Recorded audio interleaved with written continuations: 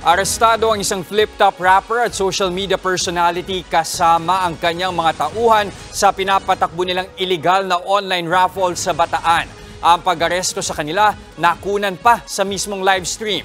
Nasa frontline ng balitang yan si Brian Castillo. Congratulations, engineer. Susunod, 2,000 pesos ulit. Good luck!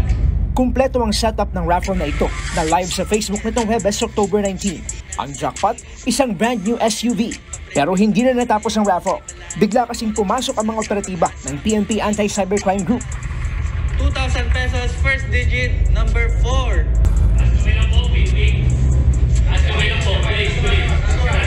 Arestado ang 8 taong nadatnang nag-ooperate ng online illegal gambling sa Barangay Tenejero sa Balanga City, Bataan. Kabilang narito ang may-ari na si Tipsy D, isang flip-top rapper na sikat din sa TikTok at Facebook. Napanood pa mismo ng kanilang viewers at parokyano online ang pag-aresto na kumpletong nakunan habang naka-livestream ang Bulacan. Nag-ugat ang operasyon na makatanggap ang PNP ACG ng reklamo mula sa Philippine Gaming Corporation of PAGCOR tungkol sa umunoy nangyayaring online illegal gambling. Itong mga vloggers, fund off, nagsusolicit ng raffle or nagpapa-raffle sa mga tao na ginagamit nila yung kanilang popularity na hindi naman kasi dapat. Walang mga license to. So, di ba, bakit ba pinagbabawal ng batas pag wala tayong license? Basically because wala kang hahabulin.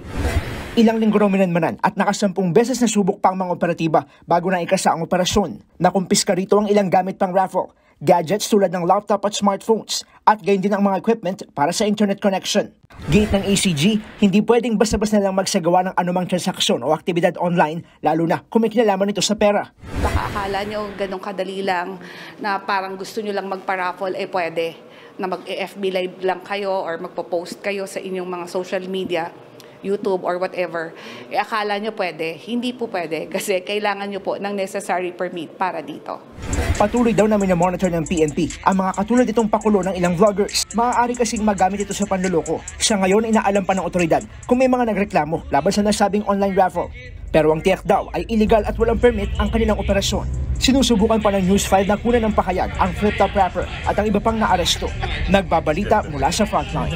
Brian Castillo, News 5. Mga kapatid, Cheryl Cosim po. Iba na ang may alam at may pakialam sa panahon ngayon. Para sa tuloy-tuloy na balitaan sa Frontline, mag-follow at mag-subscribe sa social media pages ng News 5.